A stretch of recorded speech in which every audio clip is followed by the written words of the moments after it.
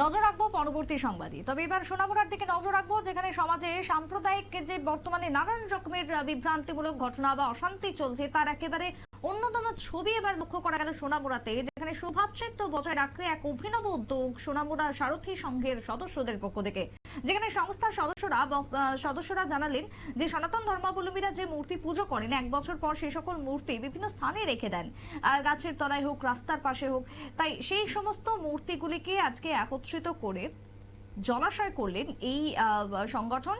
গোমতীর জলে নিরঞ্জন করলেন সকলে, কারণ এই মূর্তিগুলো বিভিন্ন সময় বিভিন্ন রকমের মূর্তিগুলো নষ্ট হয়ে যেত, যেটা খারাপ দেখা যেত।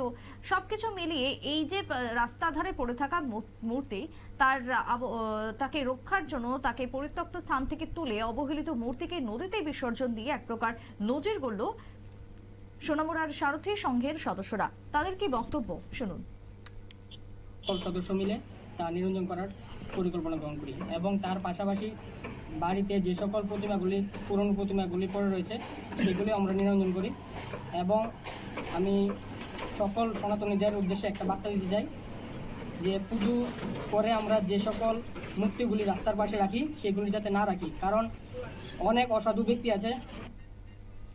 আপনারা শুনলেন সারথী সংঘের বক্তব্য। তাদের এই কাজকে প্রশংসা জানিয়েছেন স্থানীয় সাধারণ। সোনামুড়ার আজকে বিভিন্ন এলাকাতেই তারা এই কাজ করে দেখালেন। তবে আগামী দিনে সাধারণ মানুষের জানে মূর্তি যেখানে সেখানে ফেলে না রাখেন, যত্রতত্র যাতে তাকে অবহেলিত না করা হয়, সেই আবেদনও রাখলেন সংস্থার পক্ষ থেকে।